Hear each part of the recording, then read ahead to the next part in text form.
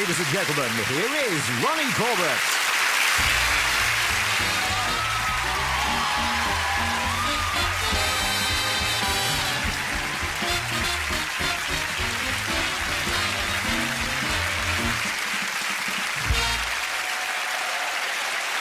Thank you.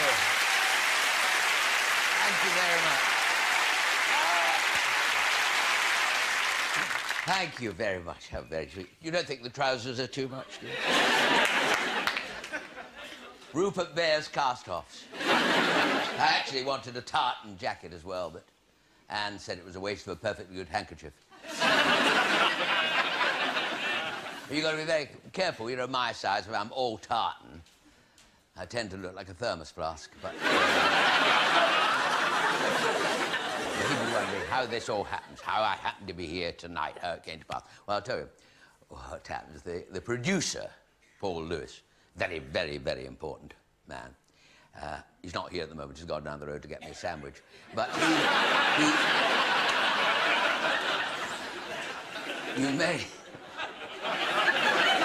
you may have seen him, actually, on the way in, you know, with his clipboard and his earphones and his red dress.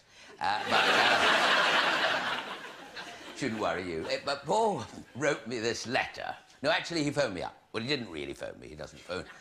No, he doesn't phone people, you know. He sent round Jonathan Aiken with a set of proposals. And he sent me... I can make jokes, by the way, about Paul, quite safe, because we've known each other for a number of years, you know. We went to the same school together. What I mustn't forget, he once managed the 5 Nolan sisters. There you are. Now, sadly, can only manage 2 or 3, but it is something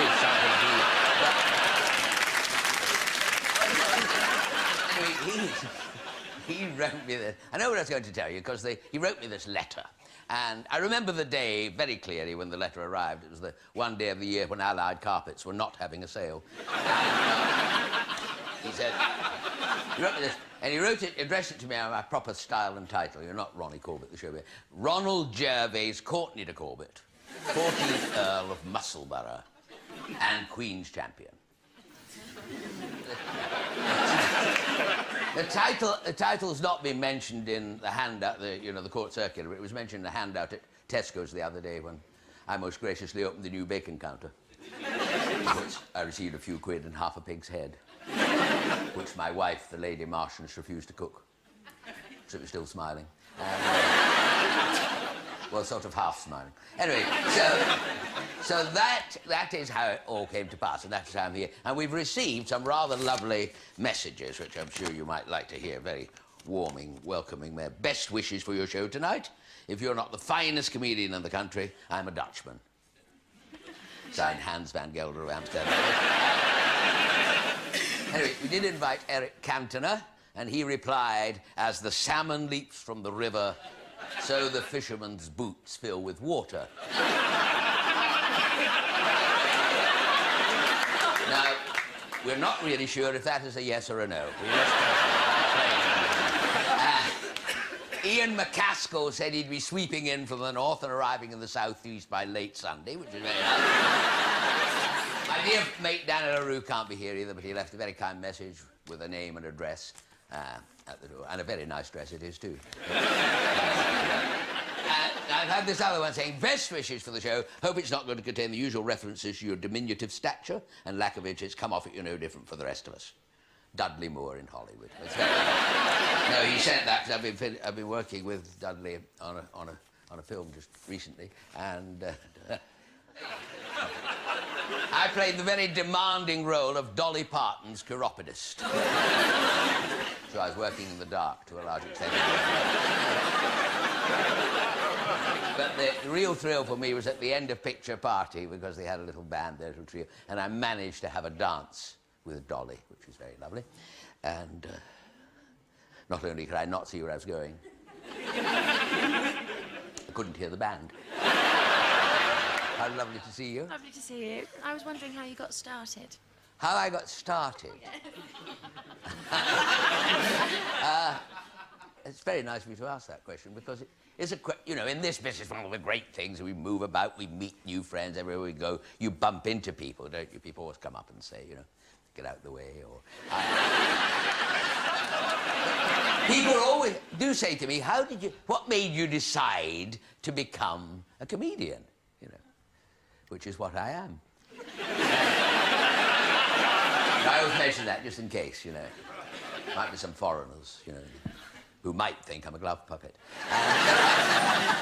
I originally started in a church youth club, really. That's how we were, an amateur church youth club. But at the time, I was doing some ballet training. My mother wanted me to be a ballet dancer. That was the... but that all went... I went to the Marjorie Middle School in Edinburgh. That all went wrong. Because I got to a stage, as there still is, I think, in ballet training, you get to your elementary, get to your advanced, they gave you your first pair of tights. And that's when it all went wrong, because I was a little bit nervous, a bit self-conscious, so I decided to take my tights home and try them on, you know, in the privacy of my house, you know. Put my leg on the mantelpiece and the dog went for me.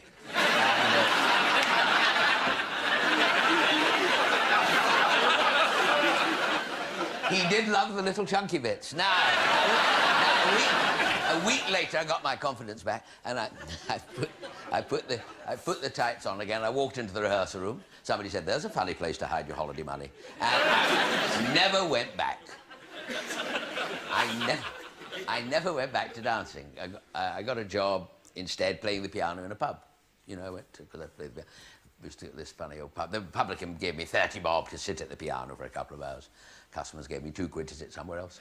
I was sitting there, playing the piano, as one does, you see. And suddenly, in the middle of my piano, this fellow jumped up and he shouted, "That piano playing, he said, is diabolical," he said. "I've got a cat at home that plays better than that." Well, it all went quiet. Not as quiet as this, but it was. And my old mother, who's sitting quietly in the corner, taking the back off a fruit machine, she jumped to her foot. I forgot to tell you, she had a wooden leg. She said, "Sir, are you mad? Or have you been drinking the bitter?" And then this fellow flew out the pub, and he came back with the cat, sat the cat down on the piano stool, and it started to play the piano, the cat. Now, it wasn't wonderful, you know. Little bit weak with the left paw, you know. And couldn't quite reach the pedals, you know. But who can?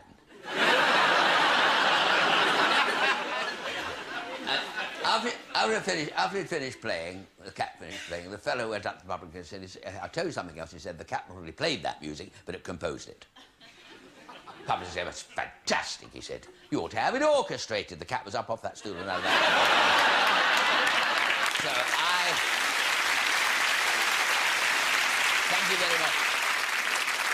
I once went for a job on a building site, and the foreman said to me, "Can you make a cup of tea?" He said. I said, "Yes." He said, "Can you drive a forklift truck?" I said, "Christ, how big's the teapot?" I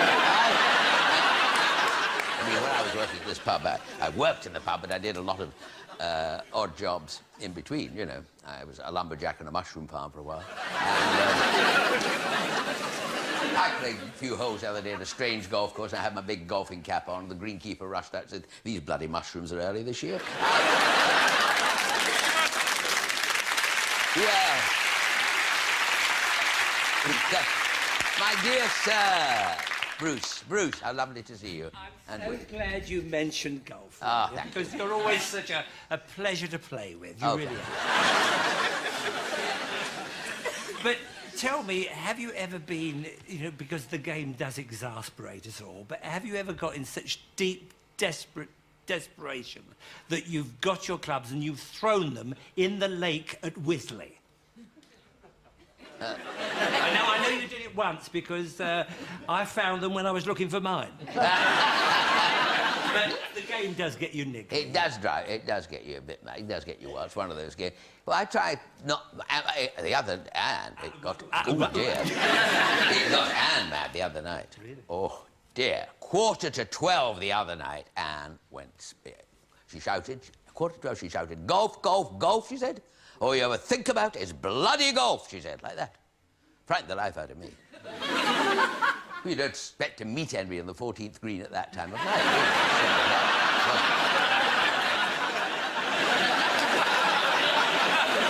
I mean, Normally when I play on a Sunday, you know, I take up, like you do, Bruce, I'm sure, take up a nice tray before you go off with coffee and tea for Winnie and get to the bedroom. And I know, the other day I went up with a tray to Anne with tea and toast and bacon and egg and sausages. And I said to Anne, said to me, that looks really lovely. I said, it is. Why don't you go downstairs and get yourself some? for a little joke. And I was going to say that a little story I was reminded of the other day by Nick Faldo, a little informal bonfire I threw after my golf lesson. And wasn't much of a bonfire, you know. Don't you ever tried to burn clubs? The woods go very well, but the irons tend to hang around for a while. But this story was about a fellow who went on a luxury cruise for his holidays and he fell overboard. He's in this.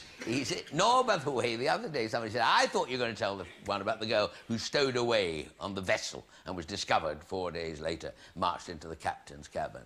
And the captain said, I understand you've been stowing away on this vessel for 5 or 6 days. Well, how come? She said, well, I'll tell you what happened. I got on the boat the first day. Second day, I bumped into your second officer and he's been allowing me to use his cabin facilities, his showers, and bringing me meals 3 times a day and being generally very sweet. And the captain said, anything else? She said, I have to be honest. He has been taking advantage of me. And the captain said, taking advantage of you? He said, I'll say he has. This is the Isle of Wight ferry. But it isn't that one. But this story features this chap on this luxury cruiser, and he's on A deck practicing leapfrog for the sports competition. And he makes a giant leap over a widow from Huddersfield. He goes straight over the edge into the water. The moment he hits the water, he thinks, I'm drowning. I'm drowning. Well, you would do, wouldn't you? And his whole life flashes in front of him. And it's not till he gets his affair with Kim Basinger he realises he's watching the wrong life. So there he is, swimming about on his own. And, well, you would be, wouldn't you? You would bump into a lot of people. How kind of you to drop in, you know? Drink up, there's plenty here. So there he is. And he's swimming about, and he's thinking of his friends back home, his house in the Cotswolds, his friends at the polo club, his sons William and Harry, he's thinking of the wrong damn life again. And in the distance, he sees this desert island, palm trees waving, it's miles away, and he decides to swim for it. It's miles. Swims, and he swims, and he eventually reaches it. He falls fast asleep on the beach. And when he wakens up, there is this huge man, king of the Cannibal Islands, you know, looking down at him. You know. And for a nightmare moment, he sees himself in the missionary position, out here in boiling water. And he looks up to him and says, I'm terribly sorry. He said, I didn't realise this was private property. And the native chief said to him, don't worry, old boy, there's absolutely no problem at all. He said, can we entertain you in some way? Would you like a little fresh gin with some fresh limes, or a little curried octopus in coconut milk, or perhaps one of our lovely maidens can assist. He said, wait a minute. He said, I'm terribly. He said, oh, very lovely, oh, very welcome, all these invitations, but what really puzzles me is, where did you learn to speak such beautiful English? And the native chief said to him, well, sir, I'm going to be absolutely frank, I picked it up off the shortwave radio, he said.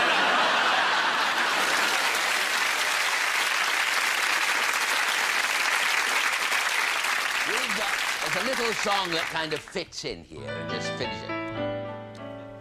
Now, since my girlfriend Sal met Miss Elsie DeWolf, leading decorator of the nation, it's filled that girl's mind simply full of ideas on interior decoration.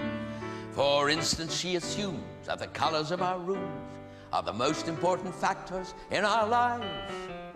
And if a lot of bedrooms were pink instead of red rooms, there might be many more contented wives. And so she's put all color from her sight, and everything she owns is black and white.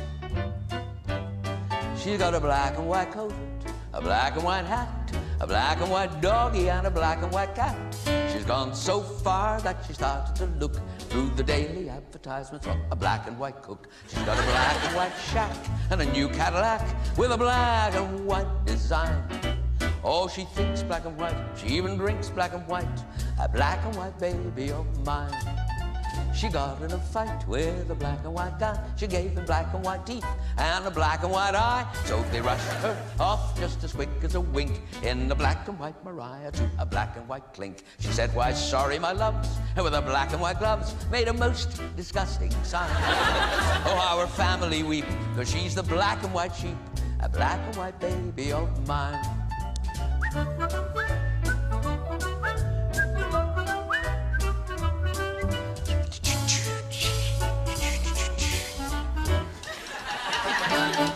She got a black and white hat with a black and white design. Oh, she thinks black and white, she even drinks black and white, that black and white baby of mine. Oh yeah, that black and white baby of mine. And that's that. Yeah.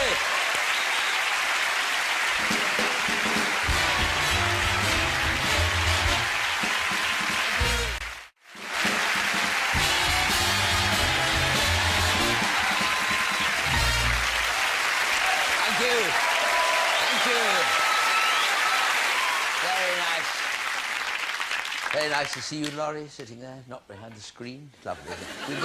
We were, I can tell, can't I? Tell the story. We were going to have a fiddle player, because we're going to do a sort of kind of Parisian bit later on.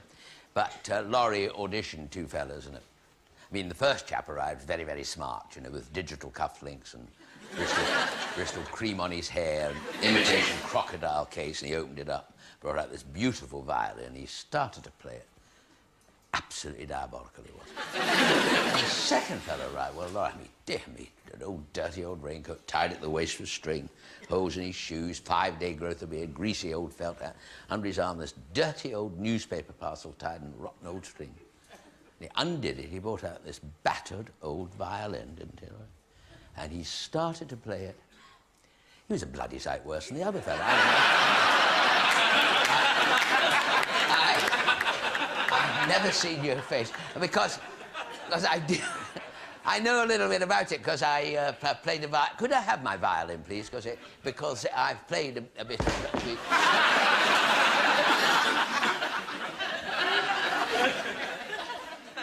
Didn't think the first part went that badly, did it? Good job I didn't ask for another piano. Now you see why good violins are so scarce. I'll show you this because you'll be interested. Well, you may not be, but if I say you're interested, you might be. This is quite interesting because I will whip it or play it.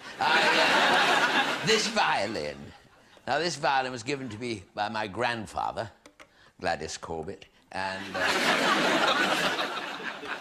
had a nasty accident in a sawmill. And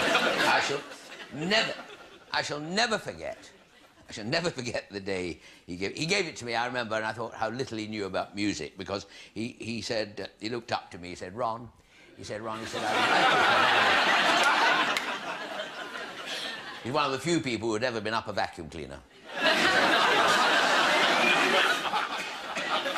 He was a sleeping car attendant on Hornby train set. He said, Ron, he said, look what I've got for you, he said, a piano. So for years I didn't realise I couldn't play the violin. I thought I couldn't play the piano. I took a correspondence course in this. I paid for 100 lessons, but only ever received the first 2. And I'm not accusing anybody. It's a bit of a coincidence that our postman is now working under the name of Nigel Kennedy.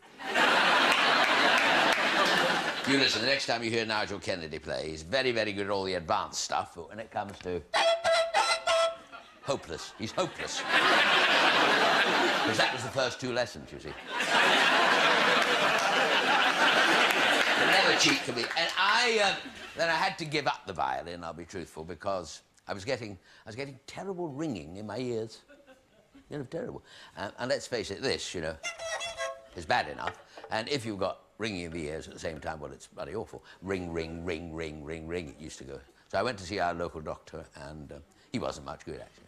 He said, have you got a sore throat and a nosebleed? I said, no. He said, oh, that's a pity, because I've got something for that.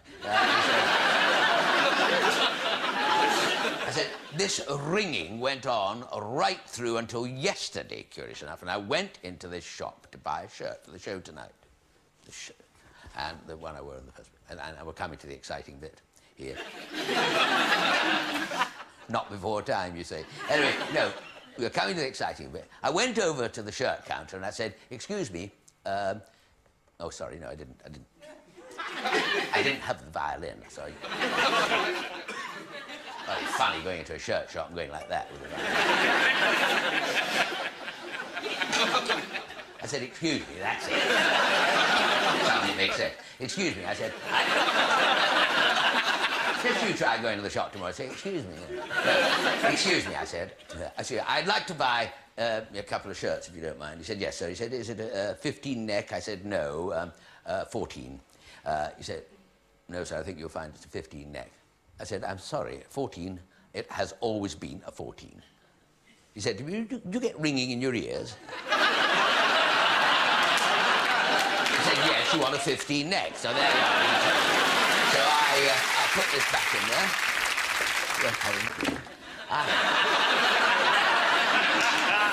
I like to walk up and down a bit like that, you know, just stretch my legs. And left it a bit late, I know, but anyway.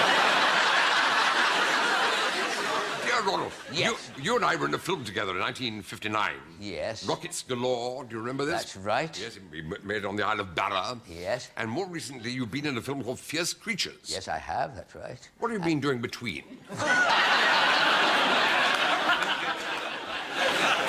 Not enough, really.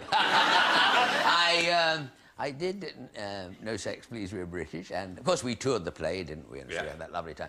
But the film that people don't really remember a lot about, I got into this, it was most odd. I was in the Stork Club years ago in Swallow Street when Al Burnett, who ran it, used to have auditions on Sunday night, and I'd done a bit of a show there, and I met Terry Thomas, who was a huge, big star. Afterwards, he said, come and have a drink. And he said how he'd enjoyed it, you know, how funny it was and all that sort of thing. And a couple of weeks later, it's true, I was driving down Tottenham Court Road in the days you could drive down it. That's how long ago it was. It wasn't one way then. I was overtaken by a cab. Madly waving figure in this cab was Terry Thomas, saying, pull over, you know, slow down, pull over. So I did. And Terry got out his taxi and he said, it's amazing, just seeing you like this is just the most amazing coincidence. He said, I'm about to make a film, he said, to be directed by a friend of mine, Bob Day. And I thought, I've just seen you and it's just sparked off an idea, you know. You're so right for the part. I mean, right up your street. So get in touch, here's his number, and give him a tinkle tomorrow. Old Sport, I think he said, is at the end of that. And off he went in his taxi. See, well, the next day I was round at Bob Day's office. I'm ushered into this plush producer's office. And there is Bob Day. And he is charm itself, and he says he's heard all about it from Terry. And now he's met me, he's sure Terry's absolutely right. And there's this part, and this, anyway. And this film is a romantic comedy. It's set in Gibraltar. The Rock itself, with all its traditions, and filming in March. And you'll like it. You see, you'll love the costume. It's, you know, it might be a little bit tight and a bit hot, but, you know. So how would you like to play the part of one of the Barbary apes? And he said, the head will come off and you can speak now and again, you know. And the joke is, of course, I did it. And only I can tell which one is me. I'm the one who's just a little bit more fastidious about where he puts his nuts. And that's how I know it. But that is the luck of the draw, the luck of the business, isn't it? You'd have to take the rough with the smooth, these funny roles. Everything seems to happen to me. I make a date for golf, and you can bet it's going to rain. I try to give a party, and the neighbors all complain. I travel Eurotunnel, and they set alight the train. Everything happens to me. Each time I have roast turkey, I'm the one who gets the neck. I do a gig, they pay me with a bonny bouncing check. And then there's my investments, Barings Bank and Polly Peck. Everything happens to me. I once appeared in Star Trek back in '64. I hoped that in the role I'd make it big. I stepped on William Shatner's line, and how he swore. I wish I hadn't said, don't flip your wig.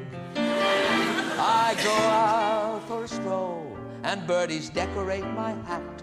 I go away on holiday, and burglars strip my flat. I guess it's all my fault for walking under that black cat. Everything happens to me. My love life has been utterly regrettable, but nonetheless I've always persevered. My one blind date was truly unforgettable, for on that night Anne Widdecombe appeared. My dreams are always ending with a whimper, not a bang. On last election day, I bet a grand on Ian Lang. In 1965, I did a musical called Twang. Everything happens to me. Oh dear, funnily enough, thank you.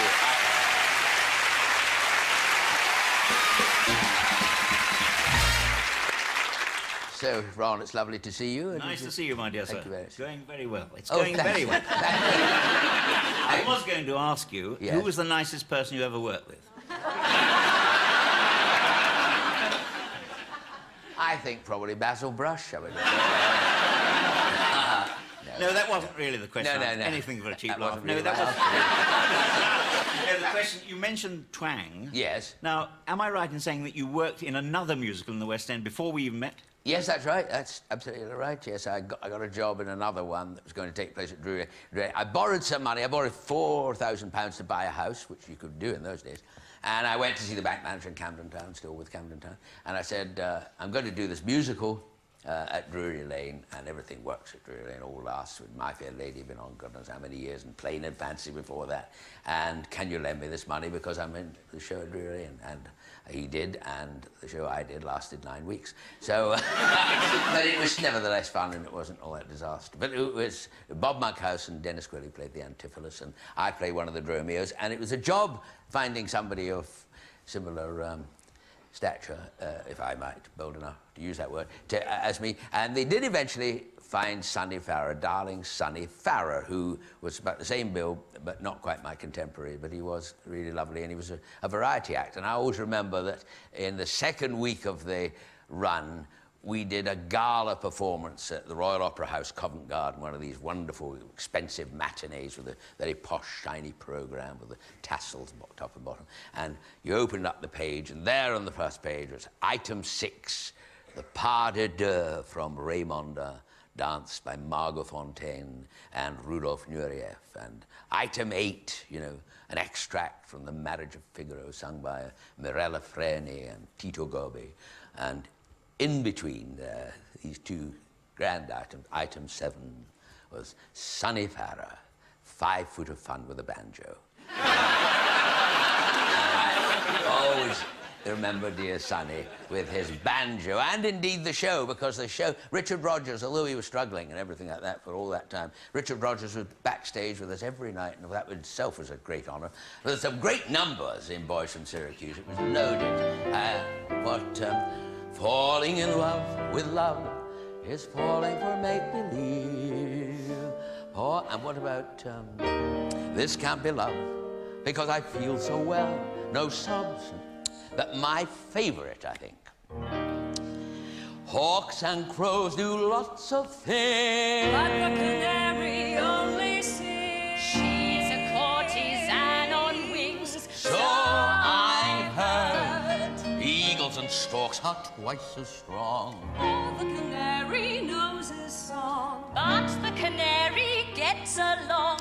Gilded bird, sing for your supper and you'll get breakfast. Songbirds always eat if their song is sweet to hear.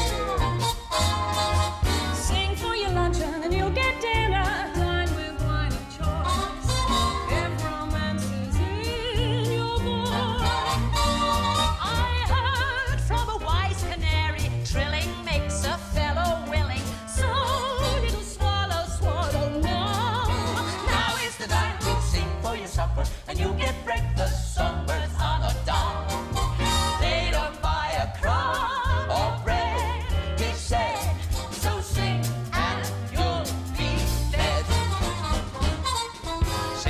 supper and you get breakfast. Songbirds always eat if their song is sweet to hear. Sing for your lunch and you get dinner. Dine with wine of choice if romance is in your voice. I heard from a wise canary trilling, makes you weep. So little swallow, swallow now. Now is the time to sing for your supper and you get breakfast. Songbirds are not dumb. They don't buy a crumb of bread, it's said. So sing and you'll be fed. Sing for your supper and you'll get breakfast. Songbirds always eat if the song is sweet to hear. Sing for your lunch and you'll get dinner. Dine with wine and choice if romance is in your voice. I heard from a wise canary Makes a fellow willing. So little swallow, swallow now. Now is the time to swing for your supper and you'll get breakfast. Songbirds are not dumb. They don't have to buy a crumb of bread, a spoon of bread, just sing instead. You don't have to buy even a crumb of bread, it's said. You'll be fed if you sing. Do-do-do-do-do-do-do-do. That's so sing and you'll be fed.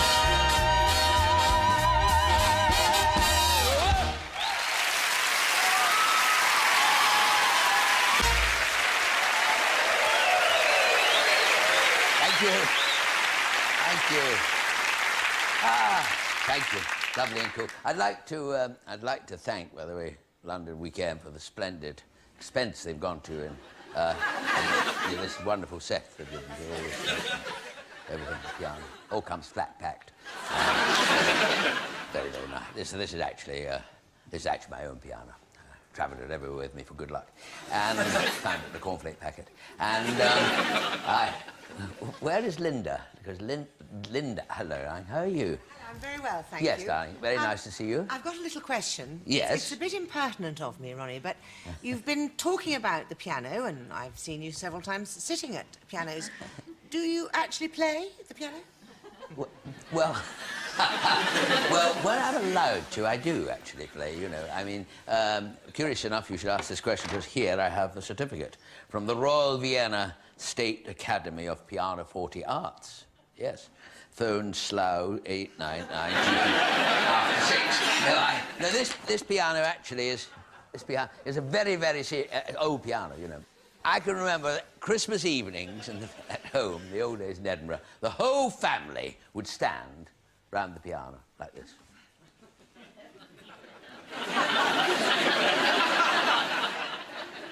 Wishing that one of us could play it, you know. Then my father would give us a tune on the comb and paper. He's wonderful on the comb and paper, my dad. On a good night, you couldn't see across the room for dandruff. Oh, dear. He was very, very fond of Tchaikovsky, my dad. And Tchaikovsky got married, and that was the end of it. Never seemed to see each other again, so that was it. But I always hope to play, you know, if I do well, that somebody will give me permission to actually play Ronnie. on the stage. Ronnie. Magnus. Sir. Never mind the piano. I've always been wanting to ask you, because I seem to remember you used to do a turn with a chair. Yes, I seem to remember that. A bit like me. Yes. I was given my chair at the end of my series. What happened to your chair? Pass. No, I don't know what happened to it. Some miniature replicas of mine are available in Ronnie Barker's shop in Chipping Norton. By the way, this phone here, you might be wondering about this. This phone here is very unusual. It's so that Paul Lewis, you know, the producer I was telling you about, can get in touch with me at any time rather than stop the show. It's all going. Oh, there we are. You see. Yes. Hello? Yes, well, I am getting on with it. What? It's all going very well. What? What do you mean? Oh, yes. I can't speak for long. I've got some people here. Now, be Yes. Yes, oh, yes, okay, thank you. Okay. He's very sweet, he actually is very sweet, because yesterday we were in here rehearsing and he said, pop upstairs to the bar, you know, the club up there. And I have a drink and I went up there and there he was, standing, chatting to the hat stand. And he doesn't see very well. And neither do I bought them both a drink, but it was... he has very sweetly left me the cigar and the thing, just to make me feel, you know, that I'm welcome here, which is very nice. And one of the nice things that happened with...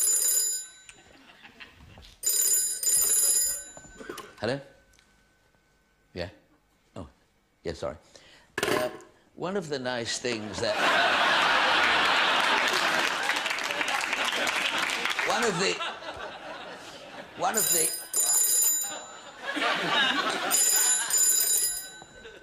Hello? Mm-hmm. Absolutely right, yes. Should have thought. I'm sorry. I'm sorry, Paul. I'm very sorry. Did Nigel see it? Yes, right, okay.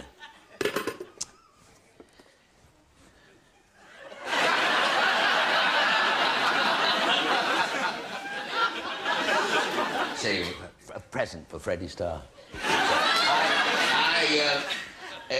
But I'm going. However, I am going to have a glass of wine. That is certainly something I will.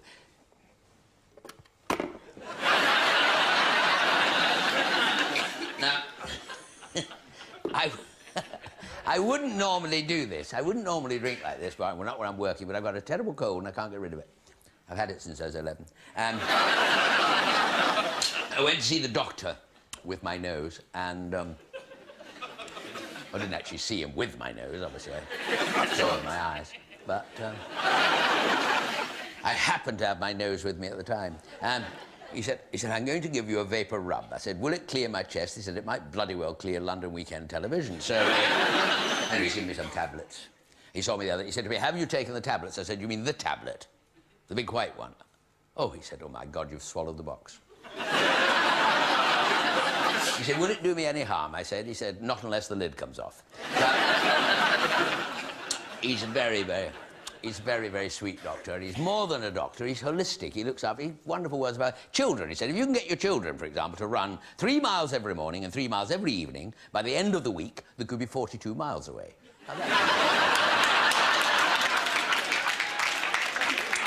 If you know anybody who's getting married, he said, be sure and have a home movie made of the ceremony. Very often years to come, you might feel a bit low, a bit depressed. You run that film, it's like a fairy tale. Particularly if you run it backwards, because that way you end up single. But I have to say, on my way out of the consulting room, later on in the afternoon, I bumped into a friend from the golf club who came up. He said, looking very depressed. He said, I said, you look very upset. He said, well, I'm not surprised. He said, I've just been diagnosed a kleptomaniac, he said, hanging his head in shame and plunging his hands deep into my pockets. I said, what did the doctor say? Well, he said he's going to give me some tablets, he said, and if they don't work, could I get him a CD player? Now, Frank, where is Frank Skinner? Frank, dear sir, how Ronnie, lovely. Thank you very much for coming, by the way. Oh, it's my pleasure. Right. I've been watching you on telly since I was about your size. And I'd say you're a very big influence on my career. Who were the influences on your comedy career? Well, that's very, very kind of you. I say so. Thank you very much for that. Well, in Scotland, I used to watch a wonderful comedian called Dave Willis, who was a little kind of funny, eccentric. Then when I came down to London, the London Palladium was its heyday of vaudeville, so all the Hopes and the Bennies and Martin Lewis and Johnny Carson, they were all coming over then. So they were the great talkers. Chevalier doing his one-man show. The people who seemed to talk and you spent time with them, and when you left, you felt you had met them. So I always loved seeing them. You know, you start answering questions like this, of course, you made me feel seriously old. I know you didn't mean to, but you do get these feelings. So you do get to a certain age, and you're tender and things like that about age. You know, you bend down to tie your shoelaces and think, what else can I do when I'm down there? That type of thing.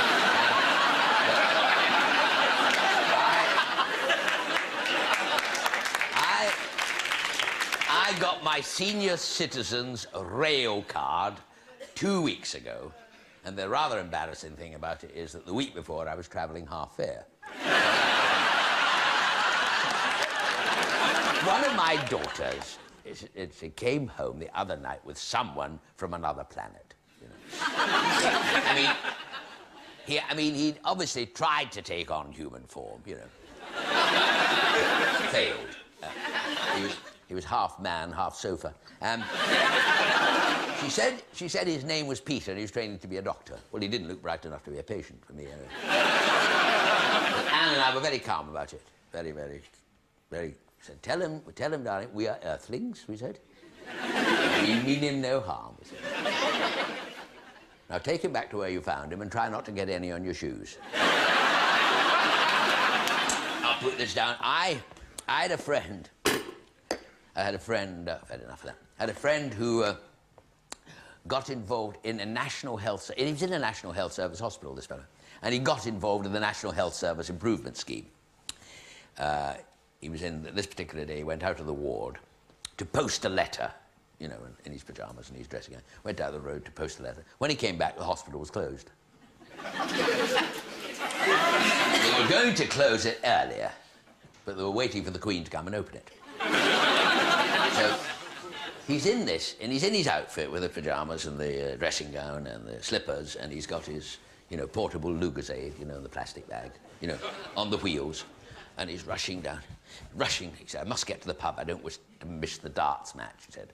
The hemorrhoids are playing the paranoids, he said. By the way, if you're surprised by my use of medical terms, my knowledge of them, I come from a long line of doctors, very short doctors, mostly specialists in the kneecap area. Except for my old Uncle Arthur, old Lofty, who was a gynecologist. Anyway, he's rushing down the pub like this with his thing like this. Strange story, I know, but strange things do happen. Who would have thought that one day they'd have a man in space and put Jeremy Beadle on television? So they got it the wrong way around. But anyway, he's rushing in. And he gets to the pub and he's standing at the pub like this, waiting for him. And the publican comes up, standing there. He said, can I get you that? He said, yes, I'll have a triple scotch, please. So. Got the triple scotch in his hand. He said, strictly speaking, you know, with what I've got, I shouldn't be having this. Publican said, what have you got? He said, 20p.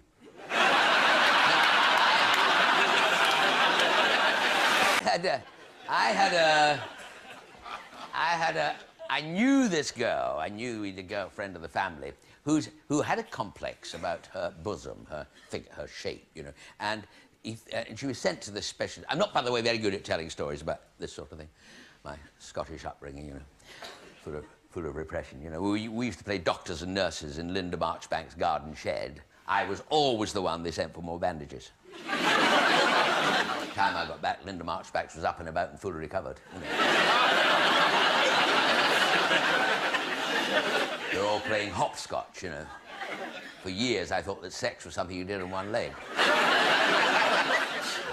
Every time I tried it behind the Odeon, I fell over. I used to have this fantasy, too, that Honor Blackman would creep into my bedroom, put her hand down her blouse, and bring out 2 cup final tickets. I went to see the doctor about that. He was no use at all. He wanted to buy the tickets. This lady has arrived at this doctor's in Harley Street, and he said to her, he said, yes, you're absolutely right. He said, there is a wee technique, he said, that's awfully good, that we have brought over from America, and we can certainly help me. He wore his glasses like that down. He said, had a theory that it saved wear and tear on the lens. He said, it's awfully good, this wee technique. He said, what happens is, he said, we implant a little airbag type of thing in each bosom, and the valve is actually, he said, under your arm. Awfully discreet, he said, and I think you'll find it's money well spent. And you inflate your bosom. So she has it done. All very successful. She's going out for a first night with a little friend, and she's getting dressed in the decorated dress, and she's in front of the mirror.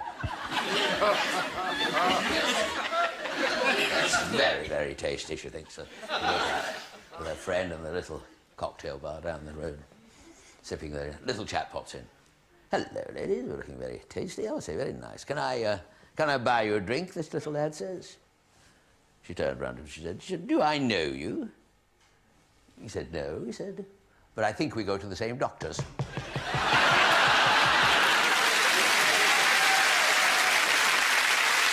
you. Life, there's people everywhere. I've had my wear and tear. But what might shock the Western world, I don't even care. It's the only way to go. It's the only dream I know. I'm contented just to be uncomplicated me. So don't dig any deeper. What you get is what you see. I'm the only man you'll find who has nothing on his mind. 3 cheers, hand me a beer. Watch my dreams become real. Oh no, please don't go. I can't tell you how happy I feel. We'll be happy till we die. My lovely dreams and I relax until they take us to that stage up in the sky. And up's the only way to go. It's the only dream I know. It's the only way. It's the only way. It's the only way to go. God bless. Good night.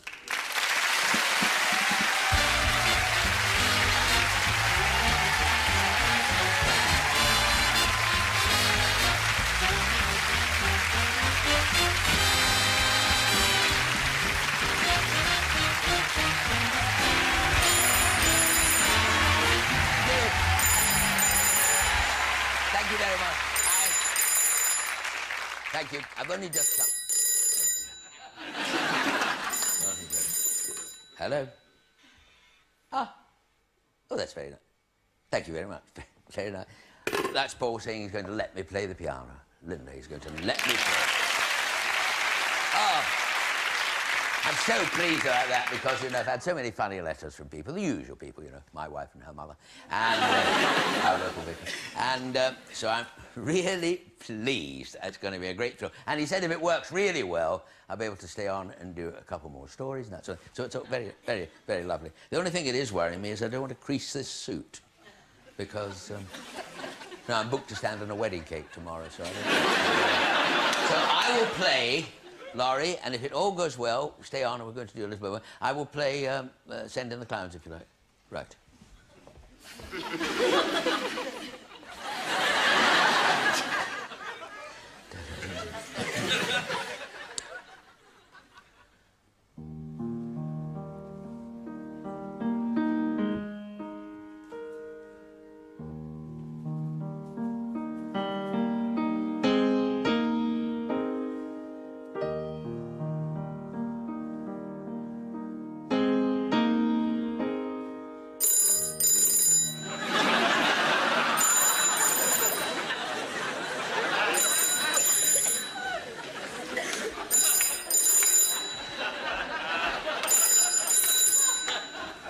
Hello?